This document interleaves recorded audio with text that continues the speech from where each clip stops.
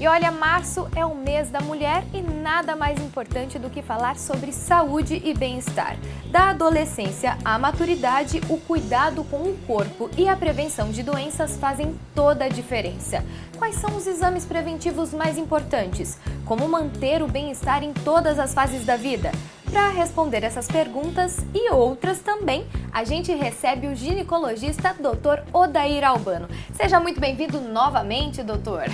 Obrigado aí pelo convite, estamos à disposição. E é isso. Doutor, então a gente já começa perguntando, né? Nós temos muitas fases, né? A mulher, ela tem fase criança, adolescente, adulto, idoso. Cada fase da mulher é um desafio diferente, né? Quais são esses desafios? Vamos começar na infância, porque assim fica fácil, né? As meninas identificadas geneticamente, elas têm 2 ovários que vão produzir hormônio. Esses hormônios femininos vão ser responsáveis pelo desenvolvimento da menina. Então, quando você olha uma menina com 7 anos e depois volta a vê-la com 9 anos, você vai ver que o corpo dela sofre uma modificação. Quem faz isso é o hormônio feminino. Em seguida, há um depósito de gordura privilegiando o quadril. Ela está se transformando numa mulher. Na faixa de 11 anos, e olha que dado importante, esse número vem caindo, né? Você já tem a primeira menstruação. Corpo já definido e com 12 anos, muito provavelmente, ela já estará menstruando. O que é menstruar? É produzir dentro do útero um material que vai ser descamado mensalmente. Então a mulher menstrua, 28 dias em média depois menstrua. Aí, Larissa, o primeiro problema, né? Nessa faixa de idade, irregularidades. Minha filha de 13 anos não veio essa menstruação, atrasou, antecipou. Então é um período de preocupação das mães em relação aos ciclos menstruais. Aproximadamente 28 dias é o ideal. Mas minha filha também tem muita cólica, que é outra queixa comum nessa faixa da adolescente. Isso é importante estar atento, porque a cólica pode ser simplesmente uma contração espástica do útero temporária. Mas ela pode também esconder algumas doenças e entre elas a endometriose. Quando você descobre a endometriose no adulto, depois a gente vai falar sobre endometriose, você descobre que lá atrás, com 15 anos, ela já tinha queixas e essas queixas eram importantes. Mas a menina se desenvolveu. E o início da vida sexual muda um pouco o aspecto do atendimento. Nós temos uma preocupação com a contracepção. E aí vamos agregar mais uma informação. Essa menina que menstrua, 28 dias depois menstrua, no meio desse período ela tem um processo chamado ovulação. Então ela fica menstruando, ovulando, menstruando. Intervalo de 28 dias no total, mas com a ovulação 14 dias, bem no meio do ciclo. Então a gente precisa tomar atenção a esse cuidado, porque ela pode iniciar, Larissa, a vida sexual e de um modo geral, aqui fica um alerta, a vida sexual nunca é muito bem organizada no seu início, né? São experiências que vão acontecendo e de repente tem a primeira relação. Sim. No consultório é muito comum quando a menina, muito jovem, 15 anos, fala assim, o senhor não sabe o que aconteceu. A gente fala assim, eu já sei o que aconteceu. Já sabe. Já imagino o que pode ter acontecido. Mas é a hora de procurar o ginecologista exatamente para que você tenha um começo de vida sexual organizado, não só do ponto de vista físico, com as orientações gerais, mas também com a introdução da anticoncepção. Muitas mães me perguntam assim, mas Albano, não é perigoso dar isso para a menina de 15 anos? Se você colocar na balança vida sexual sem controle e contraceptivo, com certeza o contraceptivo traz mais benefícios do que prejuízo. E hoje em dia nós temos um avanço muito grande nos contraceptivos, pois mais à frente a gente vai falar sobre essa questão. Mas ela ficou adulta. E aí começa a nossa vida praticamente anual, né, de controles seriados na mulher. E os exames preventivos, né, doutor? E eu queria saber quais são esses exames preventivos, então, para a gente ter uma saúde em dia? Na verdade, nós temos que ter uma orientação geral de clínico. Todo ginecologista, ele não cuida só da parte ginecológica, ele deve cuidar também do todo. Se não resolver, pelo menos saber encaminhar, né? Olha, você tem esse problema, não é da minha especialidade, eu não tenho muito conhecimento, mas você vá procurar. Então, o médico ginecologista, ele tem como primeira função ser um clínico da mulher, tá? a saúde integral. Aqui em Campinas nós temos, inclusive, o CAISM, Centro de Atenção Integral à Saúde da Mulher. Exatamente porque esse é o conceito de você ter. Mas você tem que fazer os exames periódicos. É importante fazer Papa Nicolau? Sim. O câncer do colo do útero é muito importante. Tá? É uma doença causada por uma infecção crônica de HPV, que pode naturalmente se transformar num câncer. Então, a coleta de um material em cada visita anual já é suficiente. Pesquisa de secreções vaginais que não são normais, o chamado corrimento, isso também é importante. Examinar as mamas, pegar um histórico, Larissa, da menstruação, se está em ordem, se está atrasando, se é hemorrágico e, naturalmente, ficar sempre atento à questão da contracepção.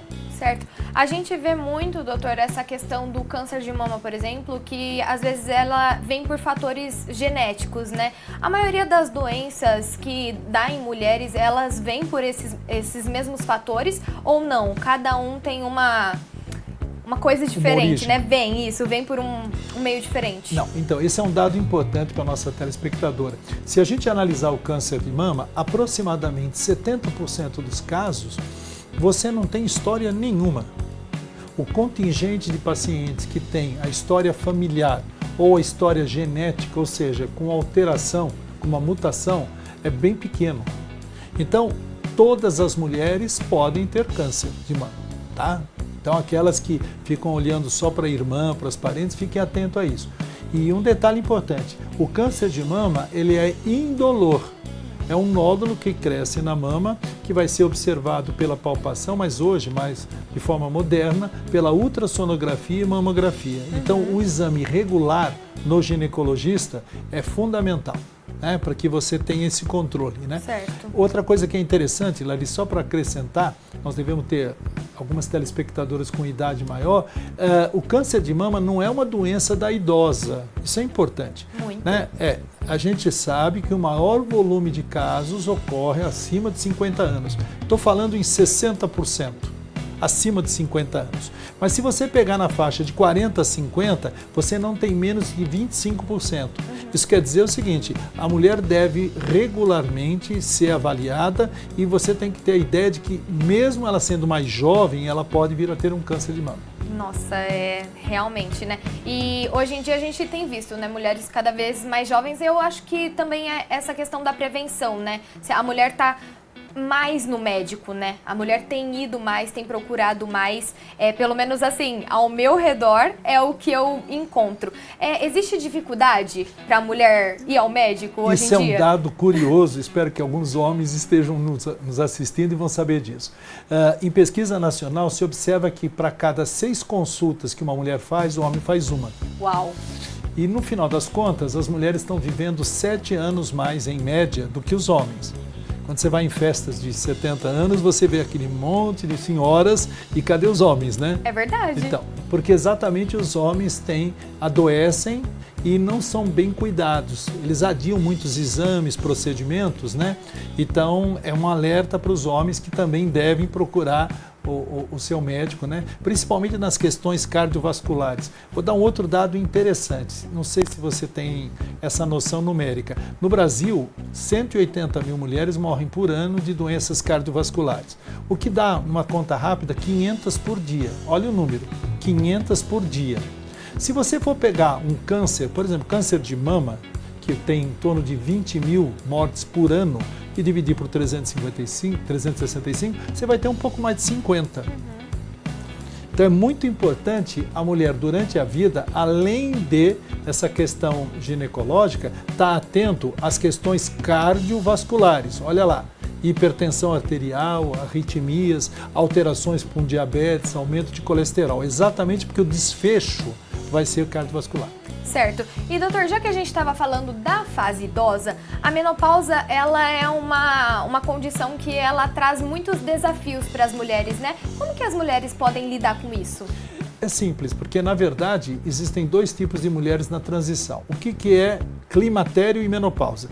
Climatério é o período anterior e posterior à menopausa. Menopausa é a última menstruação. Por que eu digo isso? Porque antes da menopausa a mulher já pode ter alguns sintomas.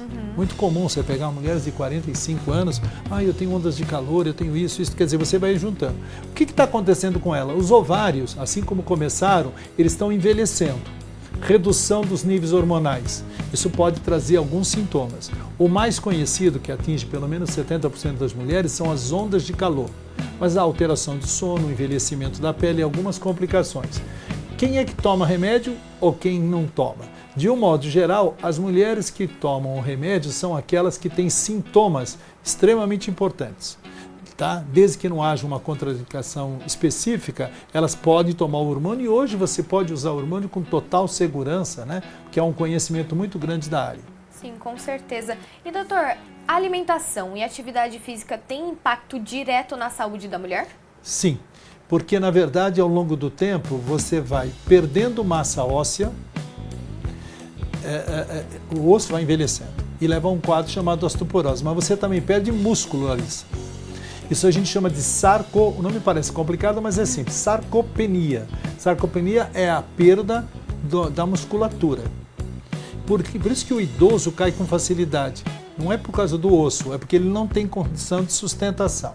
O que a gente sabe? Hoje no Brasil, 60% da população feminina está com sobrepeso. Aproximadamente metade disso, entre 28% e 30%, está obesa. Tá? O que faz ela aumentar o peso? Grande ingesta de calorias, isso é importante. Pouca atividade física, perdendo musculatura, né? Vai perdendo musculatura, o metabolismo não vai dando conta daquele excesso de calorias. Aí a atividade física pode reduzir isso.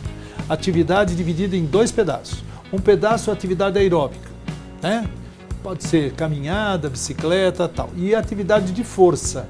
A aeróbica mais ou menos 150 minutos por semana e a de força, né, em dias alternados. Então o que vai acontecer? Você melhora a capacidade cardiorrespiratória por causa da aeróbica e você melhora a musculatura.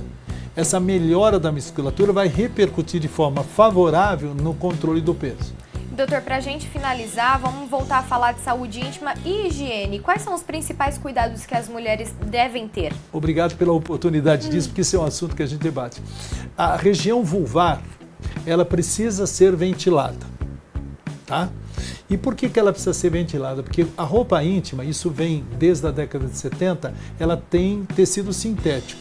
O tecido sintético segura calor e umidade. Isso quer dizer o seguinte, o simples contato, quando você transpira, né, na região, pode criar irritação. É muito comum a mulher falar, está coçando, doutor, está irritado a vulva. Ela ficou o dia inteiro com a calça justa, com a calcinha justa e aqueceu. As bactérias e fungos crescem no calor, Larissa, na umidade e na falta de ventilação. Isso quer dizer o seguinte, é o combo perfeito. Roupa justa, falta de ventilação, um excesso de substâncias agressivas para a própria pele, né, transpirada, e não ventila. Um segredo prático, procurar ficar algum tempo sem a calcinha, ventilando. Preferentemente a água mais fria e cuidado com sabonetes e produtos químicos que podem lesar.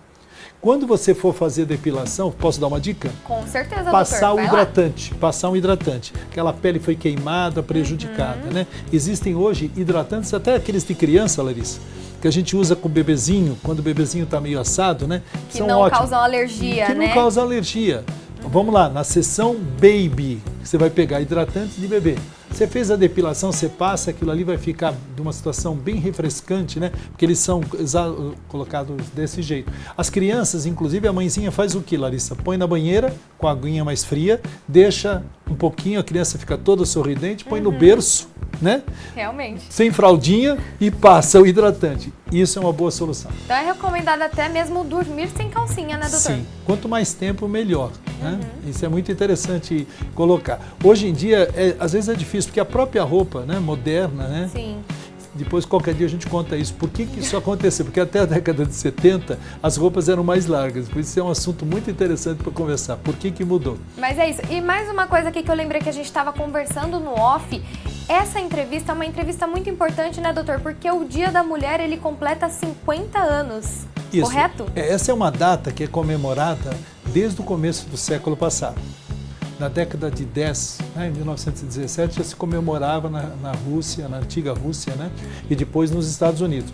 Mas ela foi oficializada pela ONU em 1975. Como o dia foi institucionalizado, ela foi organizada como uma data a ser comemorada. Então, 8 de março de 1975 é a data em que a ONU instituiu essa homenagem que todas as mulheres têm. E aí entra, como você falou, né, no intervalo, entram várias conquistas, não só para a saúde, a liberdade da mulher, a possibilidade do trabalho, a redução de filhos. Hoje o Brasil, acho que vocês devem ter acompanhado, está com 1,5 filhos por mulher. Ou seja, um casal não está tendo 2 filhos, está tendo 1,5. Uau! Quer dizer, isso foi por causa da evolução da contracepção. Aquelas que nos ouvem, que usam contraceptivo, não precisa ter tanto medo do contraceptivo. Hoje nós temos contraceptivos modernos, aliás, eu vou te dar uma notícia em primeiríssima mão. Uau, nós vamos ter agora, isso. esse ano, o lançamento de uma pílula nova, com uma baixíssima concentração de um hormônio e de um hormônio especial, o estetrol. Estetrol não é marca de produto, é substância, né? O estetrol é um hormônio feminino fraquinho, que é conhecido desde 1965, que ele é produzido pelo bebezinho na barriga e você consegue tirar da mulher grávida. E hoje agora se conseguiu fazer uma pílula com esse hormônio pequeno. E esse hormônio, por ser um estrógeno mais fraco, reduz o risco hepático do fígado, de trombose e dos aspectos gerais na metabolização. Isso vai ser uma boa novidade para vocês acompanhar. Pílulas de estetrol. É isso mesmo, doutor. O papo tá bom, mas a gente tem um tempo que terminou. Mas eu agradeço muito o senhor pela sua participação, pela sua contribuição. É muito importante a gente falar de saúde da mulher, né? Tantas coisas, tantos fatores a serem abordados. Hoje não deu tempo de falar tudo, mas eu espero o senhor em uma próxima oportunidade. Eu que agradeço ao convite e a todos aqueles que nos assistiram e até a próxima. É isso.